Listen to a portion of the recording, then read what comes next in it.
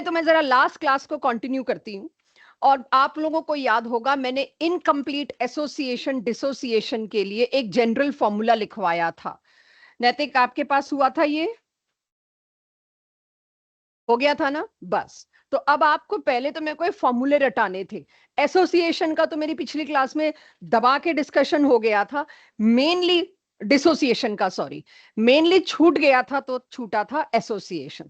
तो अब एसोसिएशन से दोबारा सुनिए, समझिए, और उसके बाद इसके कुछ अच्छे क्वेश्चन डीपीपी 6 करेंगे। पहले तो डीपीपी 7 पूरे चैप्टर की है, हेनरी राउल्ट सब मिल जाएगा। वो तो एक तरह से आप समझ लो मिसलेनियस है, उसके लिए आपके पास फ्राइडे तक का टाइम है। लेकिन डीपीपी 6 के लिए आज और कल ही है आपके पास। तो अब जब एसोसिएशन होती है कोई चीज, तो दोबारा से सुनिए। एसिटिक एसिड के दो मॉलिक्यूल्स मिलके क्या बना रहे हैं? डाइमर। तो अगर मुझे ये पता है सारे के सारे मिलके डाइमर बना रहे हैं, तो वेंटो फैक्टर कितना दूंगी मैं? आई कितना दूंगी? हाफ। लेकिन हमें पता है अगर मैंने 100 एसिटिक लिए तो सिर्फ 50 ने जाके जो डाइमर बनाया तो 25 डाइमर बने। तो अगर आप सोचें, डाइमर बन गए कितने? 25। यहां कितने बच गए? 50। लिए कितने थे मैंने? 100। ये समझ पा रहे हैं? 100 में से 50 उधर जाके क्या बन गए? डाइमर। तो वो कहलाए 25। टोटल सॉल्यूशन में मैं सोच रही थी, मैं तो जी 100 मॉलिक्यूल डाल रही हूं, उसी के हिसाब से कॉलिगेटिव प्रॉपर्टी की आनी चाहिए वैल्यू। लेकिन कॉलिगेटिव प्रॉपर्टी ने जब रिलेटिव लोअरिंग या फ्रीजिंग पॉइंट ने देखा, उन्होंने क्या गिना? 75। इसीलिए मैच नहीं किए आंसर। उनके हिसाब से तो सोल्यूशन में 50 + 25 75 लोग थे, 100 लोग थे ही नहीं। तो वो तो जो जवाब देंगे वो 75 लोगों में डिवाइड करके देंगे। इसीलिए मेरा मोलर मास एग्जैक्टली डबल नहीं आया।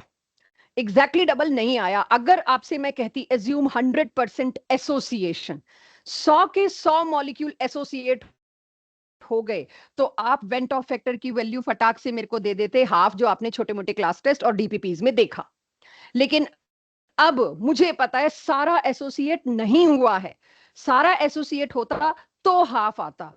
अभी कुछ है जो अकेला पड़ा हुआ है। बजाय 50 के कितने हैं मेरे पास? 75 हैं। यानी वेंट ऑफ फैक्टर हाफ से थोड़ा सा, एक तो नॉट इक्वल टू हाफ होगा, हाफ से थोड़ा सा बड़ा होगा, थोड़ा सा ज्यादा होगा। हाफ तब होता जब सारा एसिटिक एसिड डाइमर बना चुका होता। Is it clear? ये मैंने लास्ट क्लास में वैसे बहुत बिठा के भेजा था, लेकिन इस चीज में आप बार बार कंफ्यूज हो सकते हैं, आपको राइट है इसका। तो एसोसिएशन में 100% एसोसिएशन में अगर यहाँ पे वैल्यू हाफ आनी थी और 100% नहीं हुआ, तो हाफ से थोड़ी सी ज्यादा आएगी। डिसोसिएशन में सोचो, डिसोसिएशन में NaCl अगर पूरा डिसोसिएट होना था तो वेंट ऑफ कितना होना था? 2। दो गिनने थे, हर एक के ऊपर दो गिनने थे, लेकिन सारे टूट के दो बनाए नहीं। तो डिसोसिएशन में 2 से थोड़ा सा कम, और 2 से थोड़ा सा कम का मतलब 1.9 भी देखा था हमने, अलग अलग वैल्यूज थी। और एसोसिएशन में एक्सपेक्टेड से थोड़ा सा ज्यादा। ये मेरे पास एटलीस्ट मुझे आइडिया रहेगा वैल्यू किसके आसपास होनी है। अब मैं बात करती हूँ, ठीक है जी, निकालते हैं इसके लिए भी। अब कैसे निकालोगे अल्फा और आई का रिलेशन? तो इनिशियली 1 और ये 0। 1 क्यों लेती हूँ? क्योंकि 1 में से कितना जाता है वही अल्फा की डेफिनेशन है, इसलिए मेरे को 1 लाना मजबूरी है। 1 में से क्या गया? अल्फा। इधर क्या बना उस अल्फा का? अल्फा तो नहीं रहा। लास्ट केस में अल्फा प्लस अल्फा हुआ था, 2 थे। यहां क्या होगा? Alpha by 2। तो ये हुआ अल्फा बाय 2। अब कुल मिला के सोल्यूशन में इतने मोल्स बैठे हैं, अगर मैंने एक लिया था तो। बट मैंने लिया कितना है? सी मोल्स। सी मोल्स लिया तो C1 minus alpha, C alpha by 2। Total moles मेरे पास आ गए। और वेंट ऑफ फैक्टर कैसे निकलता था? टोटल मोल्स आफ्टर एसोसिएशन और dissociation divided by initially taken. मैंने ये किया, सब कुछ किया, सिंपल सा मैथमेटिकल ऑपरेशन है, मेरे पास ये आ गया। बट इस फॉर्मूले को मैं याद करूं तो सिर्फ डाइमर के लिए लगेगा। ट्राइमर के लिए फिर मेरा फॉर्मूला बदलेगा। यहां पर क्या आ जाएगा? 3। टेट्रामर के लिए 4, and so on. Why to use that formula which is applicable for one case? इसके लिए मेरे पास बिल्कुल जनरल फॉर्मूला आ गया। तो आपकी कॉपी में अब for association note down this formula. जहां पर n क्या होगा समझ लो, फिर करना नोट। जहां पर n क्या होगा? अब डाइमर के लिए 2, ट्राइमर के लिए 3, टेट्रामर के लिए 4, पेंटामर के लिए 5. दिस n इज वही है 1/2, 1/3, 1/4 समझ लो. n इज, पिछले केस में n क्या था, नंबर ऑफ आयंस कितने बन रहे हैं. यहां पर n क्या है, यहां पर n है कितना भाई, डाइमर है तो 2, प्राइमर है तो 3.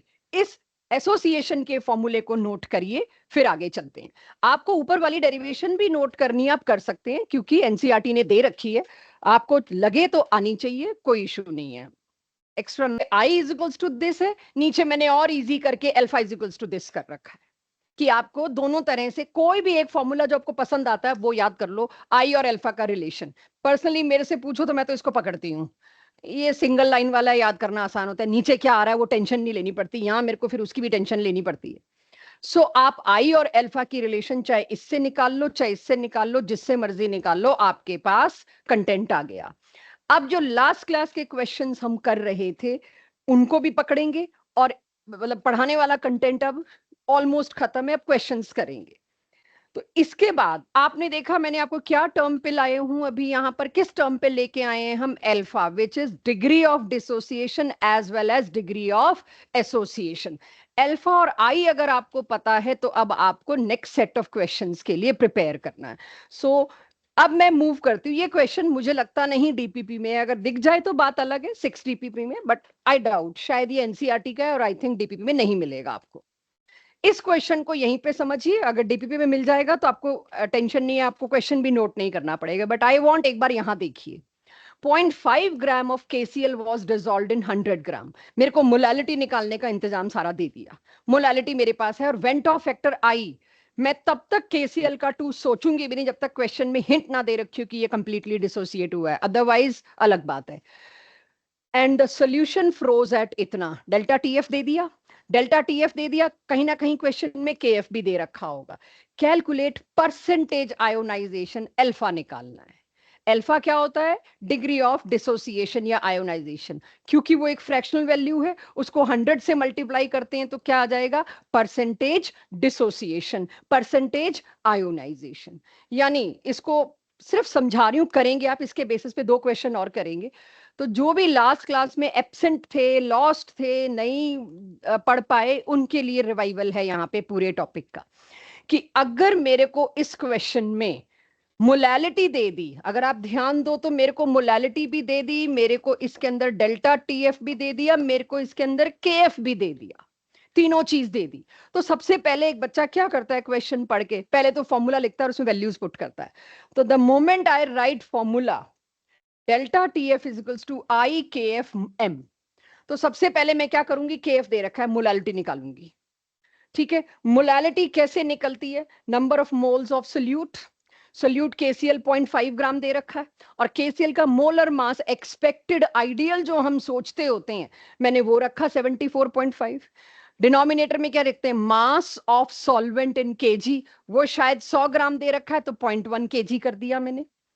मोलैलिटी मेरे पास आई 0.06. फिर लौटी मैं इस फॉर्मूले पे, डेल्टा टीएफ क्वेश्चन में दे रखा है डिप्रेस कितना हुआ 0.24. अच्छा यहां माइनस नहीं करेंगे, 0 से नीचे गया है टेम्परेचर, जब आप डेल्टा टीएफ खोलोगे जब उसको करोगे तो उसका माइनस माइनस ऑलरेडी प्लस आ जाएगा, कितना घटा, तो ये इतना घटा 0.24. उसके बाद आई की वैल्यू नहीं थी आपके पास केएफ की वैल्यू क्वेश्चन में 1.86 दे रखी है, मोलैलिटी आपने 0.06 निकाल ली. इस पूरे से आपके हाथ में क्या आया, आई. आई आते ही मेरे को अल्फा का डिसोसिएशन वाला शॉर्टकट फॉर्मूला याद है, तो क्वेश्चन मेरे हाथ में है. और वो शॉर्टकट फॉर्मूला क्या है, जो लास्ट क्लास में आपको और अभी शुरुआत में भी आपको दिखाया, अल्फा इज आई -1 n-1. मेरे को इस क्वेश्चन में पूछा तो अल्फा है, तो पहले मेरे को आई लाना पड़ा. तो आई क्या है, 1.92 -1. कैलकुलेशन का लेवल देख लो क्या है, कुछ नहीं है. एक बार आप आई पे आ गए तो अल्फा तो खेल है.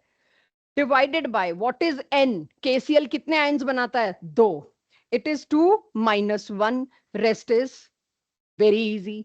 अब इससे आपको क्या मिल गया, आपको अल्फा मिल गया, आप अल्फा रिपोर्ट कर देते हो. क्या क्या करूं अल्फा रिपोर्ट, 0.92, लेकिन क्वेश्चन में क्या पूछा था, परसेंटेज, तो आंसर क्या आ जाएगा, 92%। इसमें सिर्फ कैलकुलेशन जो टाइम लेगी फॉर्मूला तो इतना सा है, K F equals sorry delta T F equals to I K F small M, बस, और अल्फा के साथ रिलेट किया। इसी क्वेश्चन में एक और चीज पूछी है, this is what we were not able to do in last class. सिर्फ एक ये चीज रह गई जिसकी वजह से मेरे एनसीईआरटी का आखिरी पेज पे एक बॉक्स छूट गया जिसमें ये क्वेश्चंस थे। थ्योरी तो दे ही रखी एनसीईआरटी ने, सीधे बॉक्स में क्वेश्चन दिया, तो उस बॉक्स को आखिरी जहां पे फुल स्टॉप लगता है उस बॉक्स को अगर पकड़ूं तो उन्होंने एक चीज और डाल दी, के निकालो। थ्योरी क्यों नहीं दी? 11th में पढ़ के आए हो, क्या पढ़ के आए? के ए क्या होता है? Dissociation constant of acid. के बी क्या होता है? बेस। तो के डब्ल्यू क्या होता है? वाटर। तो वही के अगर मेरे को निकालना है तो अब सब कुछ है ऊपर मेरे पास, जो चाहिए होगा बाद में बात करेंगे। KCl क्या करता है? K प्लस और Cl माइनस का इक्विलिब्रियम बना रहा है। क्यों इक्विलिब्रियम बना रहा है? पूरी 11th में KCl का स्ट्रॉन्ग इलेक्ट्रोलाइट बता के आई हूं आपको। I am assuming rather I am given such molality, इतनी कम डाइल्यूशन है, इतने छोटे से बीकर में आपने इतना सारा KCl सिर्फ 100 ग्राम वाटर में डाल रखा है। K प्लस और Cl माइनस चाह के भी दूर नहीं रह पा रहे, they are associating back again. इसीलिए मेरे को दूसरा एरो बताना पड़ा, बिकॉज 100% डिसोसिएशन नहीं हो पा रही, वाटर और डालना पड़ेगा। इलेक्ट्रोलाइट स्ट्रॉन्ग तब है जब वाटर खूब सारा है, तो इसीलिए मेरे को इक्विलिब्रियम डालना पड़ा। अब जब तक जो जितना डिसोसिएशन होना था हो गया, एंड में तो यही बचेगा, देखना। 1 में से अल्फा उधर गया, इधर अल्फा अल्फा, लेकिन लिया कितना था? C, तो इधर कितना पहुंचेगा? C अल्फा, इधर कितना बच जाएगा? C1 minus alpha. जब डिसोसिएशन जितना हो सकता था हो गया कंप्लीट, उसके बाद मेरे पास ये कॉन्सेंट्रेशन पड़ी है। अब के ए क्या होता है? Concentration of products divided by reactants raise to power stoichiometric coefficients. तो अब प्रोडक्ट क्या है? दोनों C alpha, C square alpha square लिख दूं। नीचे भी n-1 कह रहे हो ना? चलो अब चल लूं आगे बच्चों। लो इस क्वेश्चन को संभालो, पॉइंट आउट सही चीज कर रहे हो कि 0.92 को इग्नोर करना मजाक है। ठीक है, एक बार करके, कुछ लोग यहां पर 0.92 पुट करके देखो, मुझे पता है आंसर डिफरेंट आएगा, I am coming to that. और कुछ लोग बिना इग्नोर किए निकालो, और कुछ इसको इग्नोर करके निकालो। आंसर में डिफरेंस उसके बाद। अल्फा वैसे लॉजिकली देखा जाए 0.05 0.06 ये होते हैं तो इनको इग्नोर किया जाता है। 0.92 आई ऑल्सो डाउट नहीं होना चाहिए। अब अल्फा इग्नोर मत करना अगर इतना बड़ा आए 0.92। So we are not going to ignore alpha here. बड़ी फटाफट वैल्यू पुट करके देखो। ये रहा क्वेश्चन 6, बिल्कुल सेम प्रोसीजर पे है जो मैंने आपको पिछला क्वेश्चन कराया ना, इसके क्वेश्चन 6 में भी वही है, बस एसिटिक एसिड की जगह फ्लोरो एसिटिक एसिड दे दिया, और 100 ग्राम वाटर की जगह 500 ग्राम वाटर दे दिया, डिप्रेशन भी बता दिया कितना है, वेंट ऑफ फैक्टर और के पूछ लिया, डिट्टो कॉपी है। तो आप अपनी प्रैक्टिस के लिए एक बार इसकी वैल्यूज पुट करके कंफर्म करो जो मैंने बोर्ड पे किया कि हाँ मैम यही है। डेल्टा TF 1 दे दिया तो मेरे लिए कैलकुलेशन बहुत आसान हो गई। शिता, अच्छा ये 6 कर लिया, के ए निकाल लिया इसका। हाँ हाँ, कोई बात नहीं, के से पहले कर लिया तो फिर तो के बहुत छोटा रहेगा तुम्हारे लिए। यहां भी मेरे को बताना बच्चों अल्फा इग्नोर होगा कि नहीं, आई एम वेटिंग। यहां पे मैं वेट कर रही हूँ, अल्फा इग्नोर करोगे या नहीं करोगे, क्योंकि मेरे को एक क्वेश्चन अब अल्फा की कंफ्यूजन क्लियर करने के लिए कराना पड़ेगा। That's why I am choosing question 6। नैतिक करना और बताना मेरे को, रौनित करके बताना मेरे को अल्फा इग्नोर करोगे कि नहीं। अब इस क्वेश्चन में आप लोगों ने मेरे को बताना है, सभी ने, एक दो ने तो बता दिया, should I ignore alpha? Raunit, should I ignore alpha? क्यों? पिछले क्वेश्चन से मैंने क्या सीखा? 1 में से 0.92 माइनस करने में क्यों मैं अल्फा, अल्फा कब इग्नोर होता है? अल्फा तब इग्नोर होता है जब 1 में से कोई चीज माइनस करके आंसर 0.99 समथिंग आ रहा हो, क्या ही करूंगी मैं उसको माइनस करके। तो 1 में से अगर मेरे को 0.02 माइनस करना है, सोच के देखो, आंसर 9.9 आएगा। तो इससे अच्छा तो इसको इग्नोर ही कर दूं। 9.9 को हमने कैलकुलेशन में फिर 1 कर देना है। तो अल्फा अगर छोटा है तो आप इग्नोर करोगे, और अल्फा अगर बड़ा है तो इग्नोर नहीं करोगे। इस क्वेश्चन में अल्फा कितना आया था? 0.92। तो I can not ignore alpha from denominator. 1 में से 0.92 माइनस होता है, बहुत बड़ा है वो। इस क्वेश्चन को अगर तुम लोग कर रहे हो, मैं टाइम दे रही हूं, जल्दी मत जवाब देना। मेरे को जहां तक दिख रहा है अल्फा आया ये, चेक। इतना छोटा आया, इसको तो मैं इग्नोर कर सकती हूँ।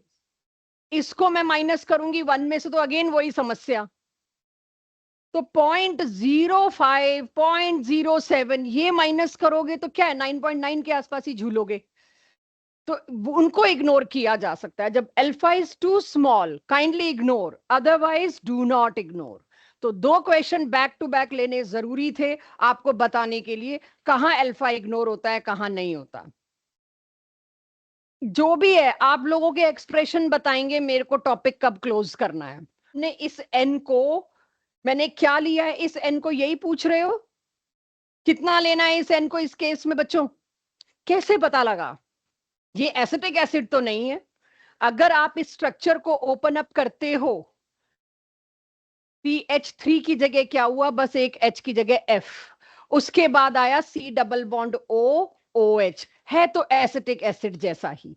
और वही H आयोनाइज हो सकता है जो O के साथ जुड़ा, ये आयोनाइज होके गया, तो वही 2 चीजें बनी। ये बहुत सही क्वेश्चन था।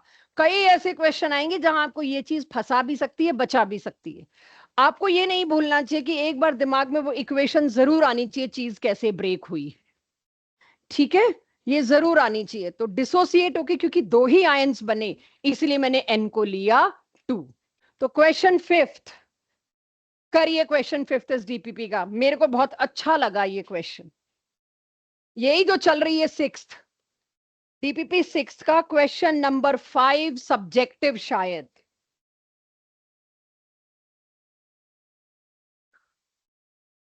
देखना यही है ना क्वेश्चन 5? हाँ, डीपीपी 6 का सब्जेक्टिव क्वेश्चन नंबर 5। यहाँ के दे दिया, इसलिए अल्फा इग्नोर करने की नौबत आई नहीं, हमारे पास चॉइस ही नहीं आई, क्योंकि के दे दिया। बट हाँ, इतना छोटा है तो इन एनी केस आप इग्नोर करेंगे। तभी मैं ये फॉर्मूला यूज कर पा रही हूं, क्योंकि नीचे वाले अल्फा को मैंने इग्नोर किया। जब अल्फा 0.06 आया है तो अब तक तो आदत पड़ गई होगी इसको इग्नोर करना है। अब आपके सामने क्वेश्चन देखो, अल्फा से क्या निकाला मैंने? आई। और फिर आई निकलने के बाद मेरे पास एक्चुअली, मुझे पूछा तो ये भी था, टीएफ भी पूछा हुआ इस क्वेश्चन में। तो ये निकालने के लिए आई के लिए मेरे को बिल्कुल रिवर्स रूट लेना पड़ा। के ए की हेल्प से पहले आया अल्फा, अल्फा की हेल्प से आया आई की हेल्प से आया delta TF. Freezing point of water मेरे को पता है कितना डिप्रेस हुआ, मैं निकाल के दे सकती हूँ अगर मेरे से सॉल्यूशन का फ्रीजिंग पॉइंट पूछा है तो। This is question number 5। बच्चों, डीपीपी 6 का क्वेश्चन 9 किसी का डाउट आया था मेरे पास, तो मैं वो लेना चाहूंगी, बहुत इजी है। डीपीपी 6 का क्वेश्चन 9, मुझे ये क्वेश्चन छोटे छोटे जो दिख रहे हैं, ये है नीट का क्वेश्चन अगर सही मायने में पूछो तो। तो क्वेश्चन 9 क्या कहता है, ध्यान से सुनो। 0.1 molal solution of KCl and BaCl2 are prepared. इन दोनों का 0.1 मोलल डाला, सॉल्यूशन को प्रिपेयर किया। Freezing point of KCl solution is this, यानी कि दोनों सॉल्यूशन अलग अलग हैं। जब मेरे को freezing point of KCl solution बोला कि दोनों अलग अलग कंटेनर है, क्लियर हो गया। उसका फ्रीजिंग पॉइंट डिप्रेशन जो है वो कितना दे दिया, -4 डिग्री सेंटीग्रेड। 4 केल्विन या 4 डिग्री सेंटीग्रेड एक ही बात है, क्योंकि ये गैप है, आर्यन बात नहीं, क्योंकि ये गैप है। इतना डिग्री घटा, चाहे डिग्री सेंटीग्रेड में घटे चाहे केल्विन में। इसी इंटेंशन से मैंने यहां पर के लिखा है कि आप गलती से इस 4 डिग्री सेंटीग्रेड को केल्विन में कन्वर्ट करने के लिए 273 ऐड ना करते फिरो। दैट इज द रीजन मैंने यहां पर के लिखा है, कि आपको पता हो डिप्रेशन चाहे डिग्री सेंटीग्रेड में बताओ चाहे केल्विन में, वैल्यू रिमेन सेम। उसके बाद इन्होंने कहा है what will be the freezing point of BaCl2 solution assuming that दोनों के दोनों सॉल्यूशन आर कंप्लीटली आयोनाइज्ड। अब वही बात है, आप इसमें मेरे से KF पूछो, KB पूछो, जो भी पूछो, फ्रीजिंग पॉइंट का दिया है तो KF पूछोगे, बॉइलिंग पॉइंट लिया तो KB पूछोगे। और ऐसे क्वेश्चन हम पहले कर चुके हैं, एक से KF निकाल के दूसरे में पुट करो। तो ऐसे केसेस में क्या करते हो, सीधे डिवाइड कर देते हो, वही करना है। जैसे ही मैंने पहला केस लिया और ये दूसरा केस, दोनों को मैंने डिवाइड किया, आंसर इज दिस। ये ओरली होने वाला क्वेश्चन है, आई नो वो गलत है। हाँ, मैंने थोड़ी देर जब आप लोग आए नहीं थे, मैंने यहाँ जितने बच्चे बैठे थे उन्हें बता दिया था कि इसका जो आंसर गिवन है वो हमारे उसमें वो गलत दिया हुआ है, -3 दे रखा है, जबकि आप ही बता दीजिए आंसर क्या होगा। 6। It was print issue at our end. देखना कितने पी हो गए, पी तो पूरे हो गए। ऑक्सीजन कितने मांगे हुए हैं, 3। हाइड्रोजन कितने हैं, तो एक O और एक H रह गया, चेक करना। H3PO क्या है, H3PO4। रुको रुको रुको यार, रुको, जल्दी नहीं करते। ऑक्सीजन कितने हुए, 3। हाइड्रोजन तो शायद मैंने पूरे कर दिया, मेरा एक ऑक्सीजन सेट नहीं हो रहा।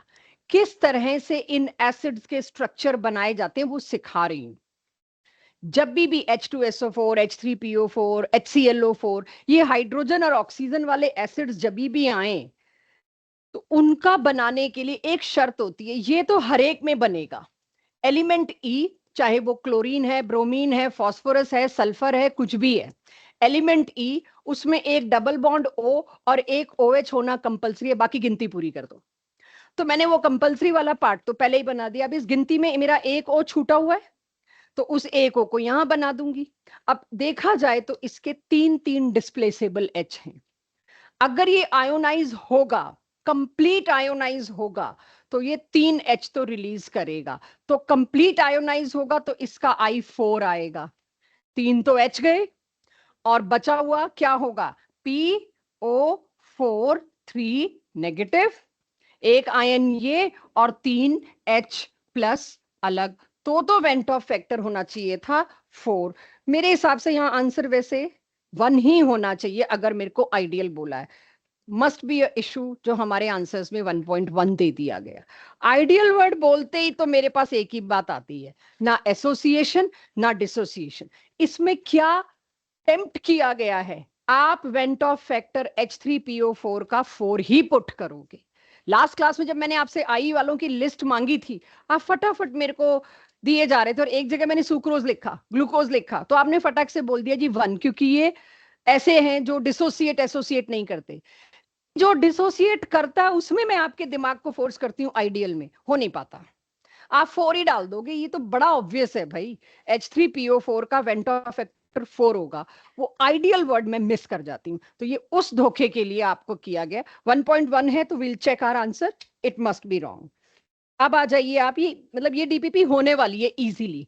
6 डीपीपी पे काफी टाइम इन्वेस्ट हो गया, कोशिश करिएगा, डाउट आएंगे तो हम जरूर लेंगे। अब आ जाओ क्वेश्चन नंबर 5, डीपीपी 7। अब डीपीपी 7 उठाइए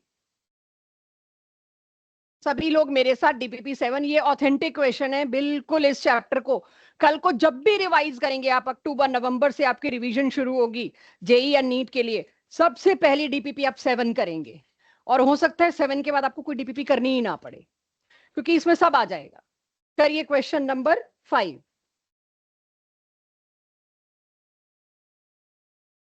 सारी डीपीपीज का कंक्लूजन इसमें है, जो ये कर लेगा उसको पिछली डीपीपी में उतनी दिक्कत आएगी नहीं।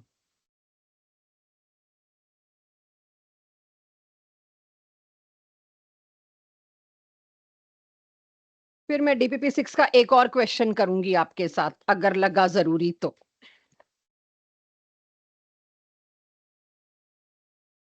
Question number 5, DPP 7। जिनको नहीं कनेक्ट हो रहा है वो मेरे साथ बोर्ड पे समझे, छोटा छोटा टुकड़ा।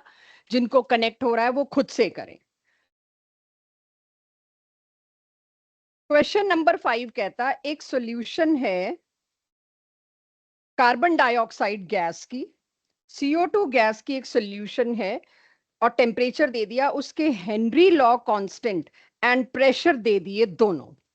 तो केएच मेरे को उसका दिया है बच्चों 600, और उसका प्रेशर मेरे को दिया है 0.3 एटमॉस्फेयर एट 273 केल्विन। 273 केल्विन पर मेरे को एक गैस के ये दोनों चीजें दे दी।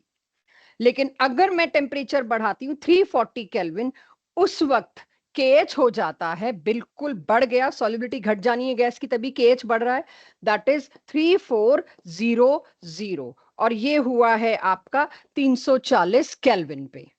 और मेरे से पूछ लिया गया what should be the pressure of CO2 at this temperature, ताकि कॉन्सेंट्रेशन CO2 की सेम रहे। तो मेरे से सेकंड कंडीशन में प्रेशर पूछ लिया गया, कीपिंग कॉन्सेंट्रेशन सेम, तो कह सकती हूं मोल फ्रैक्शन दोनों केसेस में सेम है। यहाँ ये मुद्दा नहीं है कि आपसे सॉल्व नहीं होगा, यहाँ ये मुद्दा है इसको छोटे में कैसे सॉल्व करें, इसको कम टाइम में कैसे सॉल्व करें। तो ये तो दिख गया, फर्स्ट केस से मोल फ्रैक्शन निकाल के सेकंड केस में पुट करना है, दैट्स इट। उसमें कोई 1.5 मिनट ले लेता है, कोई 30 सेकंड लेता है। तो फर्स्ट केस के हिसाब से अगर मैं चलूं तो क्या मैं डायरेक्टली, अब इतना हम कर चुके हैं, तो क्या मैं डायरेक्टली लिख सकती हूँ mole fraction of carbon dioxide is going P/KH। यहां से P/KH उठा लिया मैंने और सेकंड केस में पुट करती हूं, क्योंकि कहा गया मोल फ्रैक्शन सेम रखना है दोनों में। तो सेकंड केस में मोल फ्रैक्शन की जगह बच्चों मैं पुट कर दूं, P कितना है 0.3 और KH कितना है 600। फॉर्मूला हम सबके पास है, कहीं मैं फॉर ग्रांटेड ना ले लूं, वो तो फॉर्मूला तो आता ही होगा, I am sorry, this is the formula. Second case के लिए मेरे पास XB ये आ गया, XB is equals to P/KH, हाँ या ना।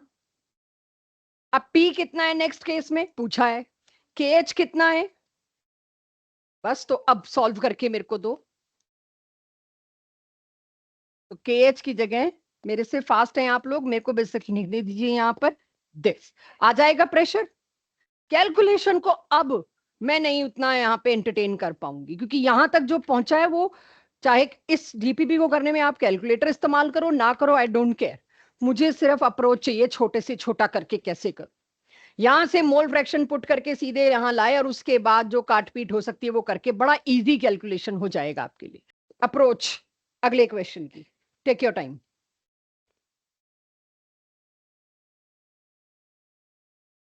इस क्वेश्चन की लास्ट लाइन सबसे बड़ी हिंट है मेरे लिए, सबसे बड़ी हिंट। आपको मैंने बताया था हेनरी पढ़ाते वक्त कि हेनरी का एक फॉर्मूला जो लेटेस्ट है और एक फॉर्मूला जो हमारे जमाने का है। अब वो फॉर्मूला का क्वेश्चन तो एनसीईआरटी में रह गया, लेकिन एनसीईआरटी से वो फॉर्मूला हटा दिया गया। जब एनसीईआरटी में उस फॉर्मूले का क्वेश्चन रह गया तो एनटीए के लिए तो छूट हो गई, नीट का पेपर बनाने वालों के लिए तो छूट हो गई, हम उस फॉर्मूले को यूज कर सकते हैं unless it is not removed from NCERT.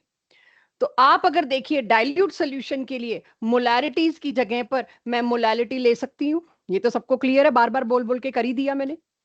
अगर हेनरी लॉ कांस्टेंट में कोई मोलैलिटी की टर्म्स में बात कर रहा है, हेनरी लॉ में फॉर्मूला क्या लगेगा, पन्ने पलट के भी बता सकते हो आप लोग मेरे को। M is equals to KH into P, उल्टा हो गया।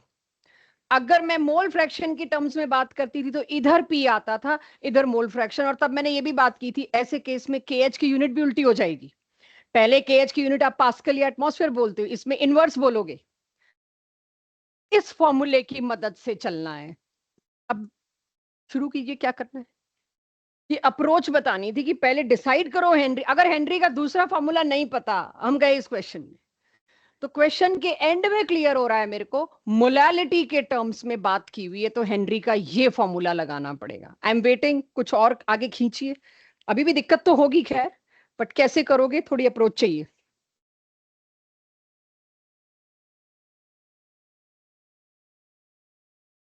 फर्स्ट केस का मैं क्या करूं, ये ML चला दिया इन्होंने, सारी दिक्कत मेरे को फर्स्ट केस में क्या हो रही है, इतने ml वाटर में, अच्छा वाटर का ग्राम तो मैं निकाल लूंगी, 20 ml का मतलब 20 ग्राम है।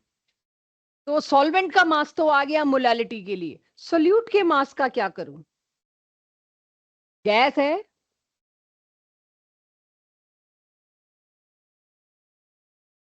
और कुछ, ये ऑनलाइन वाले बालक बताएं, तेजल, अविनाश, ईशानवी, क्या करूं, मेरे को कार्बन मोनोऑक्साइड के मोल्स निकालने हैं, फिर खेल खत्म, फिर तो मोलैलिटी आ जाएगी।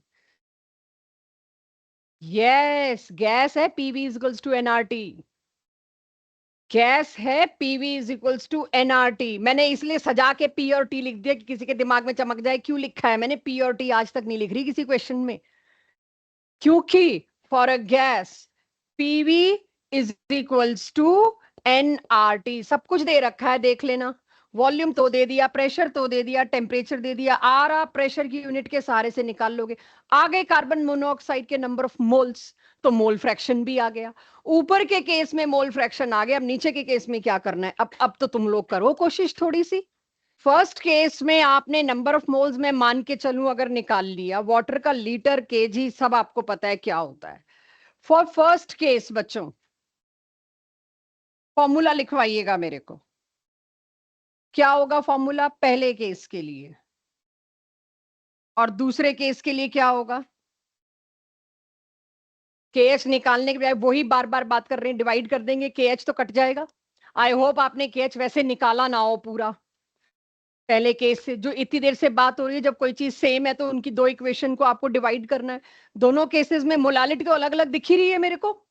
दोनों केसेस में प्रेशर भी अलग ही होगा, ये कट जाएगा। आज के बाद याद रखिए प्लीज, जैसे अभी तक हम केएफ से डील कर रहे थे, molality in first case divided by molality in second case is equals to pressure in first case divide by pressure in second case. Unitary method कह सकते हो इसको।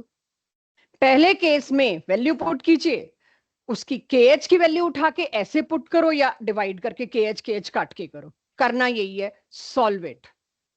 जब तक इसको पूरा नहीं करोगे दिमाग में खटकेगा नहीं कि हेनरी का क्वेश्चन कोई ऐसे भी पूछ सकता है।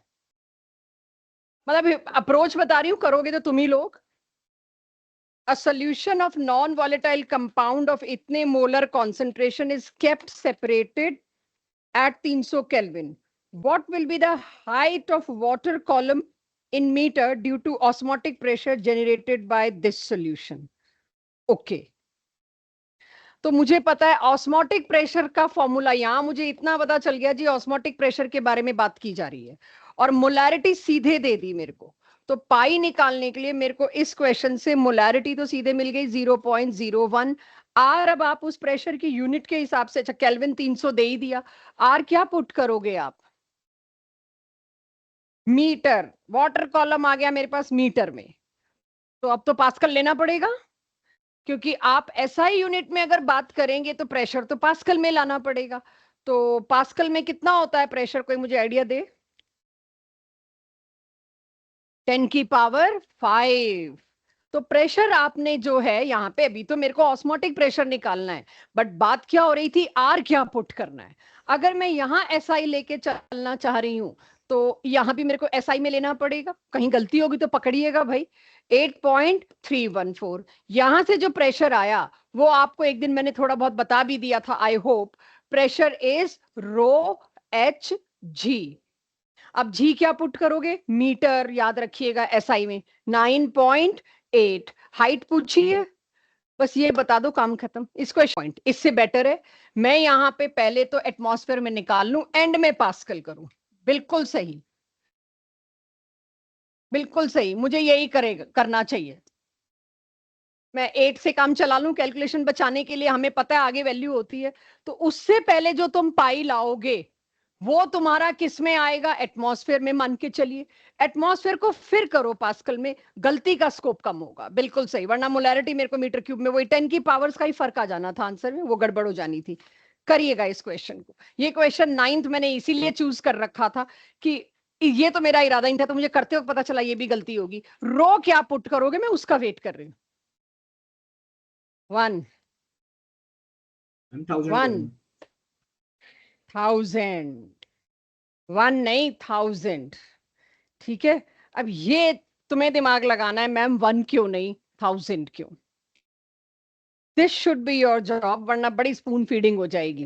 क्वेश्चन 9th मेरा लेने का पर्पस सिर्फ था इसकी वैल्यू बच्चे अक्सर 1 पुट कर देते हैं ये बताना। लेकिन very good that this question we took. एक और जल्दबाजी की हमारी मिस्टेक पकड़ी गई कि आर हम ना पास्कल का स्मार्ट बन रहे हैं, हम पास्कल में लाने के लिए आर को पहले ही एसआई में पुट कर रहे हैं, एंड वी फॉरगॉट सी क्या है, मोलैरिटी। ये है गलतियां, कितना छोटा है वैसे क्वेश्चन। जरा 9th क्वेश्चन को संभाल लो बच्चों एक बार, ठीक है। फिर 10th भी बताओ, मुझे तो 10th में भी कुछ इंटरेस्टिंग दिखता है कि गलती होगी। 10th हुआ है किसी का? 10th में सिर्फ एक चीज चाहिए, मैथमेटिकल एप्टीट्यूड। वो भी स्टार्ट हाइट मीटर में आ जाएगी अब तो, इसको तुम पास्कल में ले डालो। ये 1000 लिया शायद इसीलिए कि केजी वाली बात आई यहाँ पर, ऐसा यूनिट केजी की वजह से 1000 लेना पड़ा है मेरे को, केजी मीटर क्यूब, क्योंकि डेंसिटी ग्राम पर सेंटीमीटर क्यूब में होती है 1, केजी मीटर क्यूब में तो 1000 आया। यही तो लूप होल था कि 1000 जो बच्चा सोचेगा क्यों आया, उसे पता चल जाएगा भाई इसीलिए आया, मेरे से हाइट मीटर में मांग ली, तो ये मेरे को मीटर क्यूब में लेना पड़ा। दैट इज वाई 1000, अदरवाइज तो 1 ही ले लेते हम। टीबी माइनस टीएफ मेरे को दे रखा है 102 डिग्री।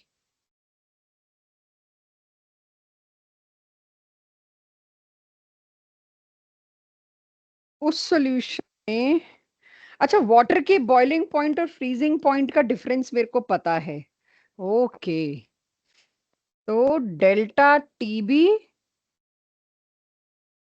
प्लस दूसरी इक्वेशन बना रही हूं मैं, ये कितना होगा निकालते हैं। डेल्टा टीबी को खोलो बच्चों, एलिवेशन इन बॉइलिंग पॉइंट, बड़े में से छोटा माइनस होना है, बड़ा होगा इसका टीबी माइनस टीबी, नहीं एलिवेट, हाँ ठीक है। मेरा तरीका कॉपी मत करना, बस तुम अपना ही सोचना। डिप्रेशन यानी पहले बड़ा है बाद में छोटा है, चेक करना बच्चों। उल्टा लिखा है मैंने? हाँ नहीं, मैं तो लिख सकती हूँ, मेरे से तो हो सकता है, मेरे से पक्का होता है ये तो। अगर लिखा है उल्टा तो चेक कर लेना, डेल्टा टीबी और डेल्टा टीएफ मेरे से होता है ये उल्टा। थोड़ा इस ब्रैकेट को खोल खाल के कुछ करते हैं, टीबी माइनस टीएफ आ जाएगा ना, टीबी माइनस टीएफ, और उसकी वैल्यू कितनी दी है मेरे को? 102। अच्छा वाटर का बॉइलिंग पॉइंट और फ्रीजिंग पॉइंट में 100 डिग्री का फर्क होता है, मुझे बताना। Minus TB naught plus TF not,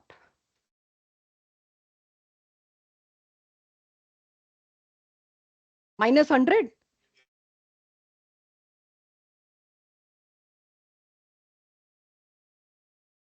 तुम बताओ, -100। मेरे से हो सकती है गलती बच्चों, मैं बहुत साल से मैथमेटिकल एप्टीट्यूड पे काम नहीं किया मैंने। तो इसकी वैल्यू आ गई मेरे पास, इसी की ढूंढ रही थी मैं। दिस इज माय हिंट, इससे ज्यादा मेहनत मेरे से मत करवाओ। क्वेश्चन तुम्हारा अब ना क्वेश्चन है, बट आया हुआ है 7-8 साल के बीच की, उसमें वेरी गुड क्वेश्चन। क्वेश्चन पढ़िए सबके सब, बहुत अच्छा क्वेश्चन है। Question 23 DPP 4। ये क्वेश्चन क्या कहता है, 1.342 ग्राम एक सॉल्यूशन है सुक्रोज की, यानी उसके अंदर सुक्रोज प्लस वाटर है। मैं आगे का क्वेश्चन पढ़े बिना पहले एक चीज अपने आप के मन में बात करूंगी, आपके लिए बात करूंगी कि मुझे सुक्रोज पढ़ते ही क्या याद आना चाहिए। आइडियल है, और इसका मोलर मास उस वक्त निकालने का टाइम बचाओ, 342। ठीक है, इसके बाद का इस सॉल्यूशन को हमने कूल किया और टेम्परेचर मेंटेन किया है -3.72। मेंटेन करने का मतलब क्या होता है, ना इससे नीचे जाने दिया ना इससे ऊपर जाने दिया।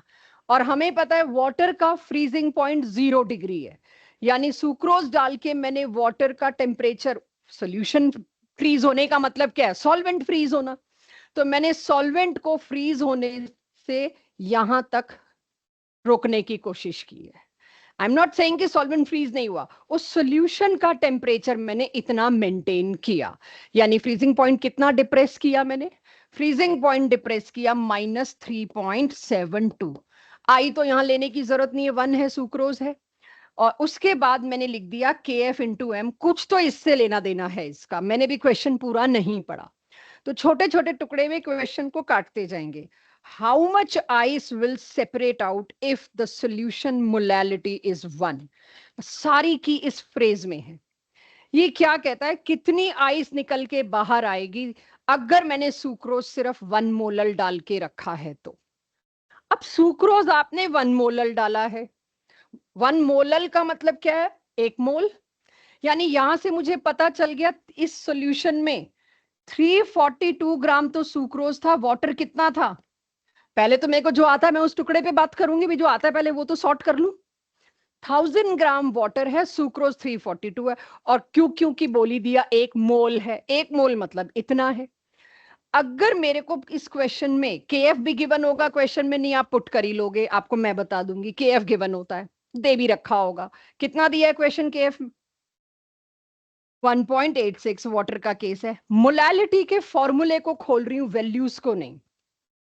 टेम्परेचर इतना डिप्रेस करने के लिए, अगर पहली बार टकरा रहा है ऐसा क्वेश्चन मेरे को, अगर मेरे को 1 मोल सोल्यूट डालना है तो सॉल्वेंट कितना डालना है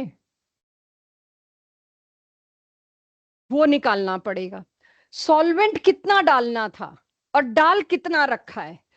अब इसमें अगर आप बच्चे मेरे को निकाल के दो कि भाई इससे निकाला मैम WA, जितना मेरे को अंदाजा है, क्योंकि ये क्वेश्चन कई बच्चों के साथ पिछले 3 दिन में हम ले चुके हैं। बात नहीं भाई, बात नहीं, अगर कुछ हो रहा है तो बात नहीं, आपको आता है तो अलग बात है, अब अपनी बाकी के क्वेश्चंस कर लें।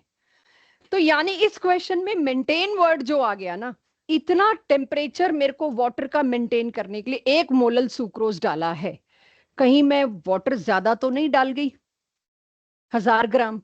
तो पहले मेरे को इससे वाटर निकालना है। सपोज इससे वाटर आया 500 ग्राम, आप निकाल लोगे, 510 आए, 500 आए, 490 आए, वॉटेवर, इतना ही वाटर चाहिए था इसके टेम्परेचर को मेंटेन करने के लिए। बाकी वाटर का क्या होगा? जम जाएगा। बाकी का वाटर क्या होगा? वो आइस बन के सेपरेट आउट हो जाएगा। 1000 ग्राम में से कुछ वाटर का रोल तो क्या रहा? वो डिप्रेस कर गया अपने फ्रीजिंग पॉइंट को। डिप्रेशन एंड फ्रीजिंग पॉइंट ही तो है, वो जमा नहीं, वो डिप्रेस कर गया। जो नहीं जमा वो पानी रहा, जो जम गया वो बाहर आ गया। इतना ही वाटर चाहिए था इसके लिए, आपने एक्स्ट्रा वाटर डाला, उसके बस का नहीं था इतना डिप्रेस करना, वो 0 डिग्री पे फ्रीज होके बाहर निकल आया।